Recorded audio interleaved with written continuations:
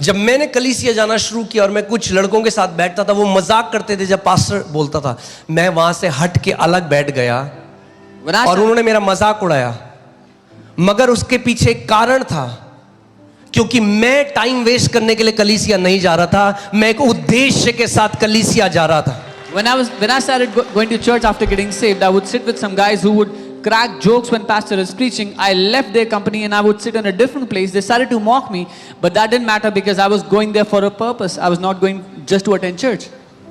I pray that you will make a commitment. Nothing shall be able to distract me to receive the word of the Lord for me and for my family. मैं प्रार्थना करता हूँ आप ये वचन बद्धता रखें अपने दिल में कि कोई भी चीज मेरे को भटकाने नहीं पाएगी वचन को ग्रहण करने से। क्योंकि याद रखना, Remember, जब अकाल आएंगे, जब आंधी आएगी, जब तूफान आएंगे, जब महामारी आएगी, जब बीमारी आएगी, तो वचन जो परमेश्वर ने आपको भेजा था वो वचन आपको सुरक्षित रखेगा और कुछ नहीं। आपका पैसा व्यर्थ हो जाएगा, आपके कनेक्शन व्यर्थ हो जाएंगे, आपका ज्ञान व्यर्थ हो जाएगा, मगर जो वचन परमेश्वर ने आपको भेजा था वो वचन आपको संभाल के रखेगा। When all those things come, the word that God has sent for you will hold you together, will take care of you. The money will be no use, the connections will be useless, but that word that God has sent for you will hold you together.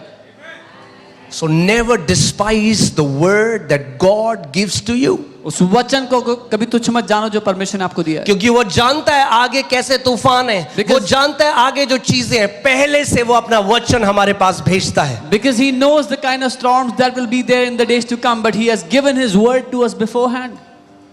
The Bible says God has sent his word and delivered us from his destruction. That means there were destruction that the enemy had planned, but God sent his word before the destructions came, and because you received the word, you were not consumed by those destructions. Bible कहती है उसने अपने वचन को भेजा और हमें विनाश से बचा लिया, क्योंकि वो जानता था किस तरह का विनाश आना चाहता है, लेकिन उसने अपने वचन को पहले से भेज दिया ताकि वो आपको नुकसान ना पहुंचा सके।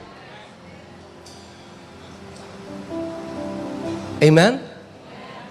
आपको ये कमिटमेंट करना हो, हाँ कलीसिया का समय खत्म हो गया, बाहर जाओ, बातें करो, मजे करो, जो करना है वो करो, मगर जब वचन भेजा जाता है तो आपको एक कमिटमेंट करना है कि प्रभु मैं वो अच्छी भूमि हूं 2026 में कि जब तू मेरे हृदय को देखता है स्वर्ग से तो तू कहता है ये बीज एक अच्छी भूमि पे गिर रहे हैं। After the church is over, go out, meet friends, have a good time, but when it's the time for the word, then when God is sending his word, be like that good ground that is ready to receive that word.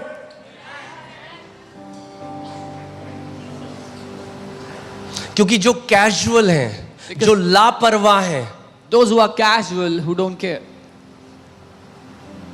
वो कभी उस वचन के साथ इससे पहले कि दरवाजे से बाहर जाएं, बाइबल कहती है शैतान तुरंत आकर वो वचन जो उनके हृदय में बोया गया था चुरा कर ले जाता है। Even before they exit the door, the Bible says the devil comes and steals the word that was sown in their hearts. And there is no fruit. और कोई फल नहीं आता उसका। And now they are stuck with religious Christianity which is dead. और अब वो धार्मिक ईसाईयत के साथ फंसे हुए हैं जो मरी हुई है। उनको समझ में नहीं आता हमारे साथ क्यों ऐसा हो रहा है। They don't understand क्योंकि why this is happening. आपने यहोवा के वचन को तुच्छ जाना है। Because you despise the word of the Lord.